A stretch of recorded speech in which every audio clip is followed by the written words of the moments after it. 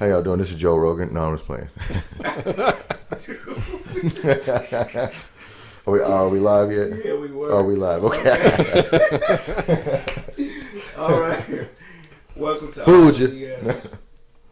Today we're just going to be talking about gardening. I'm Abdul. The gentleman on my right is Joe James Rogan. Service. And our special guest today is Corey Weaver. Say hello, Corey. Hello, everybody. So we're just going to be talking about gardening. Just going to give you basically like a part one, just about a little 15-minute deal. So how to start your garden. Today I had Corey over. He helped me till up my yard and everything. We planted a few things. What did we plant today? Well, the basic vegetable garden. Basically, we did peppers, green peppers, tomatoes, some chives, and a selection of herbs, some green beans, and pumpkin, cucumbers. A good, pretty roundabout selection of things. And that the average gardener would probably find in their home garden. So I got a quick question. Why, I guess for our viewers who don't really know a lot about gardening, don't garden, why would you want to even have a garden? Like, what would be the purpose? Like, why would somebody now in 2020 want to have a garden? Well, I think the gardening is a good practice to have, just simply for the joy of doing it. But if you don't want to do it for that, think of it from a self-sustenance type system or a survival point of view. Mm-hmm. The foods that you find in the grocery stores, they are kind of bland. They don't really taste very well. I mean, they have some flavor, but nothing's going to taste anything like what you can grow at home. Which homegrown fruits and vegetables taste 100 times better, and you're going to have better nutrition in most cases from your homegrown foods as well, because the soil content is more fertile than a lot of the industrial gardening. And you know what you're putting in it as far as exactly. like pesticides or anything like that. Because I know a lot of people nowadays, they're worried about their health and what they're putting in their body. Absolutely. And Absolutely. all the chemicals and all that kind of stuff. GMO, right? Well, you want to avoid the GMOs if you can, because they're really questionable. Don't get me wrong. There's plenty of people that eat them and have survived, so to speak. Right. But the really thing is questionable about the long-term effects that it will have on our bodies, because they're manipulating these foods with. And people don't understand that GMO means that it's being genetically modified. What they're doing is they're putting in genes from other species of animals. Right, so they're like, tomato can't survive in this weather, so we're going to put something in the tomato so where it can survive more in a colder climate or something like that. Exactly. Right. And sometimes the genetic manipulation is from plant species.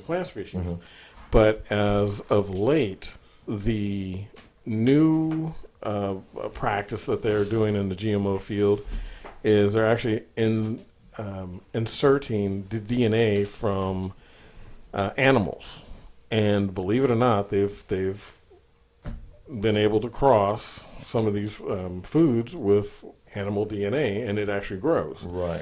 A lot of people don't know that some of the fruits, like I know there's a tomato that they produce, and I think they even sell it in some of the major grocery stores. It's not labeled this way, but they use the genes from a frog in order for it to sit on your shelf for 3 to 6 months without decaying. Tomato. Right. And then it's like, what's that going to do to you? Right. You just don't know over the long term. Right. And does it still have its mineral content, its value as food? Right. Well, it's not natural, just like you said. Yes. So I know I've heard that a lot of other countries, they're like not even accepting any GMO anything. That's correct. Europe to put a ban or does not accept the GMO, but in the United States, unfortunately, with big business and big industry Right. and the money that's coming in. If it makes money, it makes sense. Well, that's what they claim. Right, that's what they say. Right, yeah. But Not that we agree. But yeah, that's being permitted more and more, and a lot of times they don't even have to label the foods as GMO. They just say and if they do, they say it's negligible because there's been no quote proof or testing and so on and so forth. But they said the same thing about the RBST that they were putting in the milk, Right, and the beef. and the steroids from the from the steroids from the beef and so on and so forth. And these things do bleed over into the foods. Right. And therefore it does bleed over into the human beings, and there are large incidences of people who are starting to become affected by these antibiotics and steroids and other things that they're injecting into the foods, including the genetic manipulation of your vegetables. Mm-hmm. But let's So the main reason is it's healthier. yes, period. it's healthier. So as far as the fertilizer that you used in my garden today, what type was that, and also, do you think that that's healthy? Well, the fertilizer is a necessary element. A lot of people tell you to go get a soil test and these kinds of things to verify what the nutrient content, the main three, NP and K is what they're referring to most of the time. But with a soil test, you'll find out more than that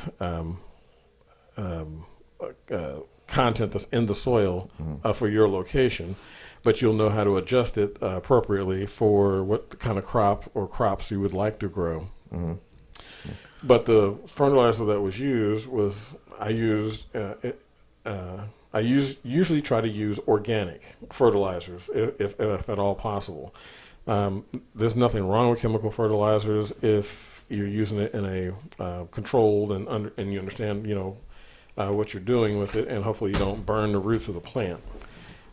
But it was a combination of organic and I think it is. I was using I'm trying to remember the name of the. I had it in my head a moment ago. Sorry. Mm-hmm. It was a Osmocote, I think, is what was the inorganic one. I think it is. However, that one is usually pretty doesn't burn the roots of the plants, even though it's a chemical. Mm-hmm. Polymer coated fertilizer. It's still acceptable by a lot of people's, mainstream still accepts it as an acceptable fertilizer. But I also use Eco Scraps and you also had us use a banana. Like what was Compost. the banana for? that's a good point, Abdul. The using your wastes from your home. It reminds me of Back to the Future when he, part 2 when he used the compost. Right.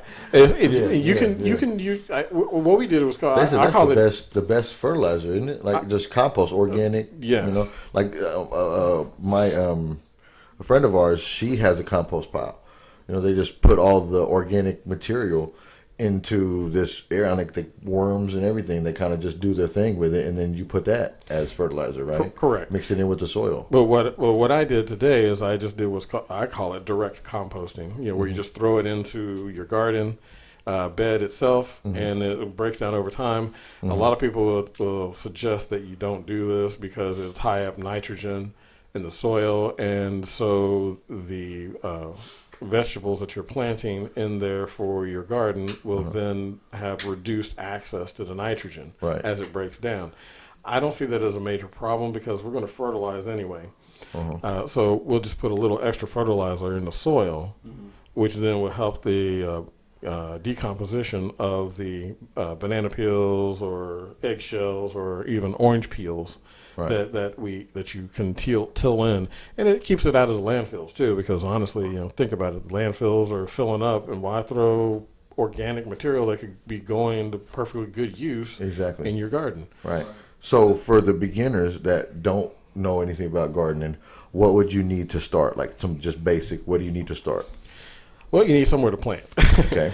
So that's a start there. But a lot of people get hung up on, oh, I don't have any property, or I got a really small yard, Apartment. or I don't Live have on the third floor. I don't have the time. Right. The biggest thing is, excuse me, the biggest thing you have to really concern yourself about living in an apartment or something like that is just orientation of your patio or balcony.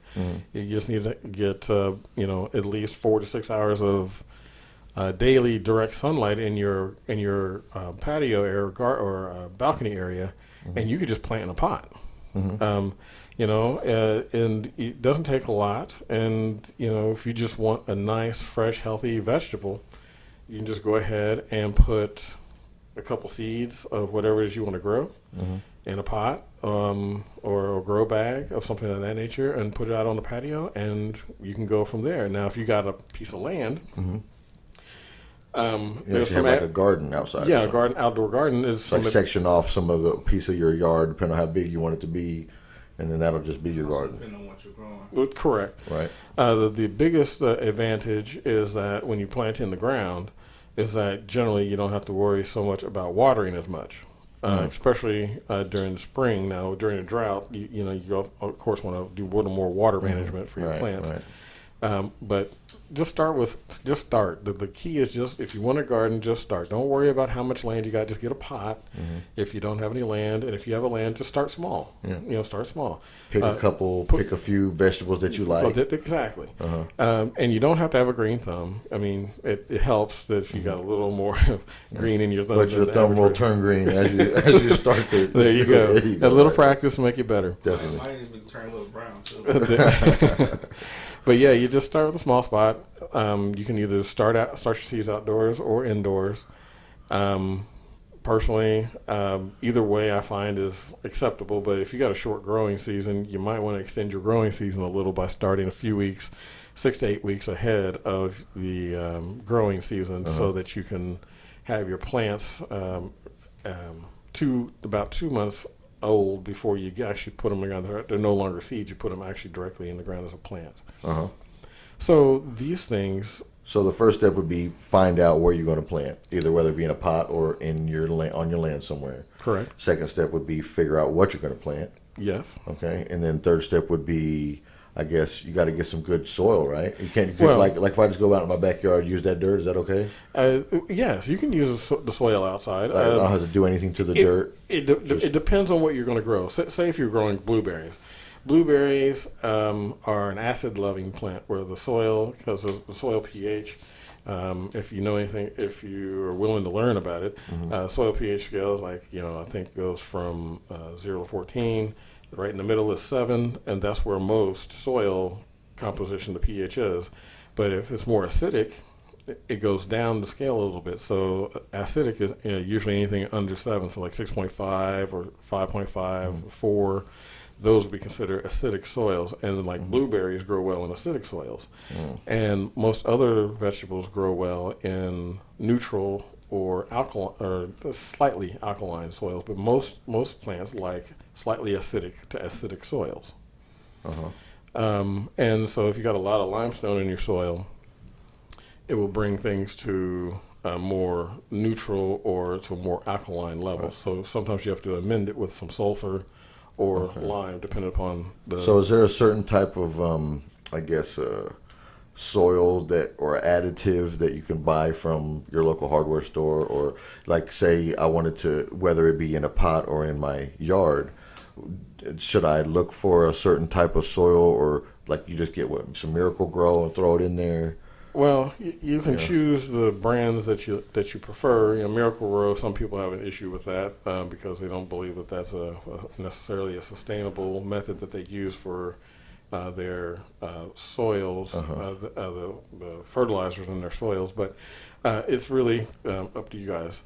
That soil, that's so great. I mean, we're definitely gonna have to talk about that on part 2. But yeah, we really appreciate you being here today, and thank you for all the insight and everything. And thank you for getting down and really helping me get my garden started. It's been my pleasure, Abdul. And if anybody has any questions, they can always feel Leave free in the comment section. That's right. We look forward to the comments. There's more information to be had. Trust me, this is Yeah, this is just a start. So just to give Beginning. everybody an idea of if you wanted to get started planting, find out where you're going to plant it, what you're going to plant, and then depending on what you're planting, make sure you get some proper, I guess, soil type. Would that be a good way to describe it? well. Or what you would want to have in your soil for the plant? Yeah, you also want to make sure that in most cases your soil is moisture retentive in order to reduce the amount of water that you need.